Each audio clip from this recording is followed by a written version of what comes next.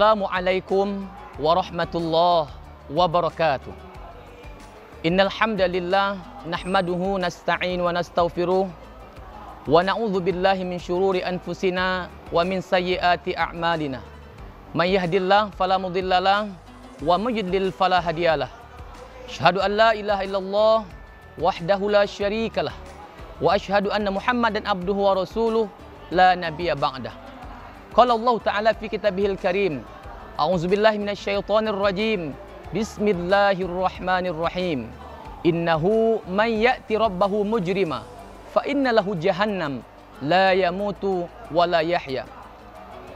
Para hadirin yang dirahmati Allah Subhanahu wa taala dimanapun Anda berada, pertama bersyukur kepada Allah Subhanahu wa taala atas segala nikmat yang telah Allah berikan kepada kita. Dengan beberapa nikmat Allah Subhanahu wa taala berikan kepada kita, sehingga tentunya dengan nikmat tersebut kita semua bisa berada di dunia ini dalam keadaan sehat walafiat. Mudah-mudahan kita semua insya-Allah diberkahi oleh Allah Subhanahu wa taala dan diberikan yaitu nikmat sehat, kesempatan dan keimanan oleh Allah Subhanahu wa taala. Masyaallah muslimin dimanapun Anda berada, salawat beriringkan salam semoga selalu tercurahkan atas junjungan kita, yakni Nabi besar Muhammad sallallahu alaihi wasallam.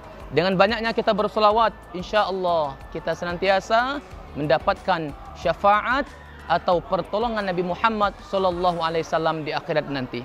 Pada kesempatan kali ini kami akan menyampaikan sebuah kultum yang berjudul yaitu Tazkiyatun Nafs. Apa itu Tazkiyatun Nafs? Tazkiyatun nafs adalah pembersihan jiwa.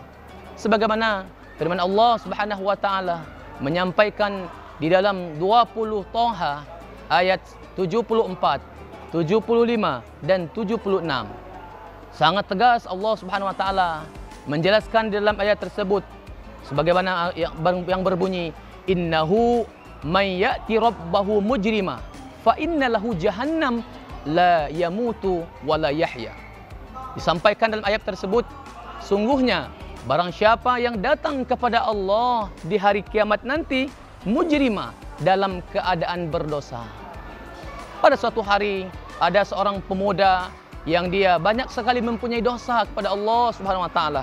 Dia menghadap ke satu tuan guru yang bernama Ibrahim bin Adham. Lalu dia sampaikan kepada Ibrahim bin Adham, "Wahai tuan guru, sampaikan, berikan nasihat kepadaku wahai tuan guru tentang banyaknya dosa ya wahai tuan guru."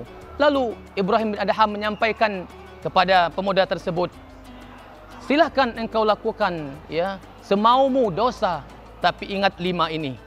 Apa itu 5 itu wahai tuan guru?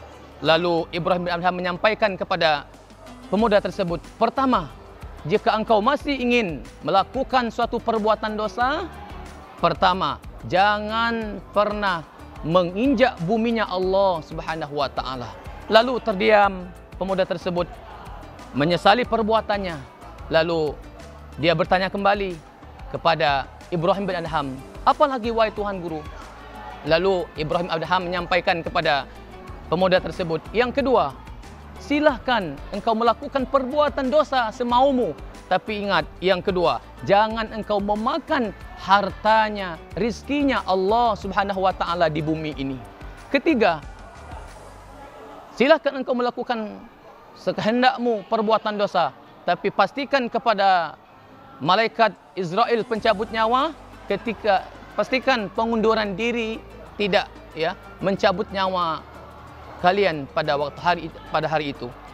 Masyaallah muslimin dimanapun Anda berada, sungguhnya kita nanti akan datang kepada Allah Subhanahu wa taala dan kepada fa innalahu jahannam, maka dimasukkan oleh Allah Subhanahu wa taala ke neraka jahannamnya Allah Subhanahu wa taala.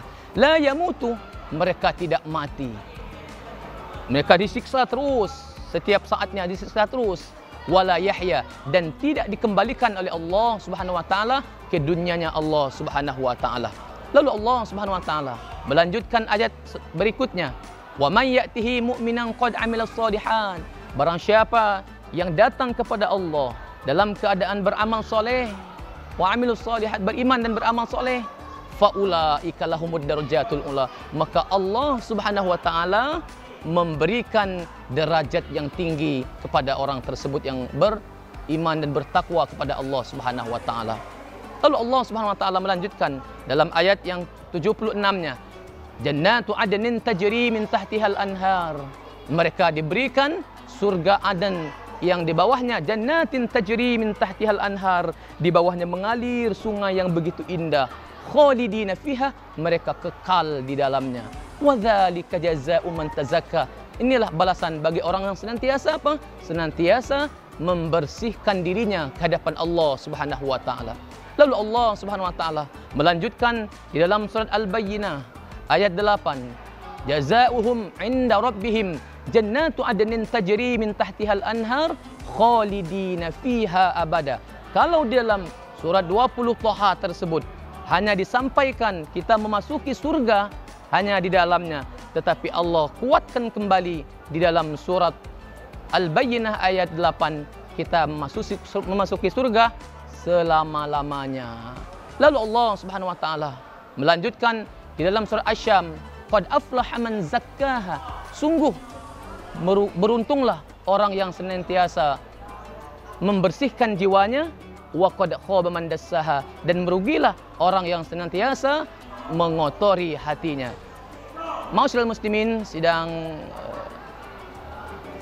muslimin dimanapun Anda berada, mari kita senantiasa di bulan Ramadan ini perbanyakkan membersihkan jiwa kita. InsyaAllah kita senantiasa akan ditemukan oleh Allah SWT Ramadan yang akan datang dalam keadaan juga suci di hadapan Allah SWT. Barangkali ini saja yang dapat kami sampaikan dengan kultum yang singkat ini, mudah-mudahan bermanfaat bagi kita semua. Kami akhiri, billahi taufiq wal hidayah.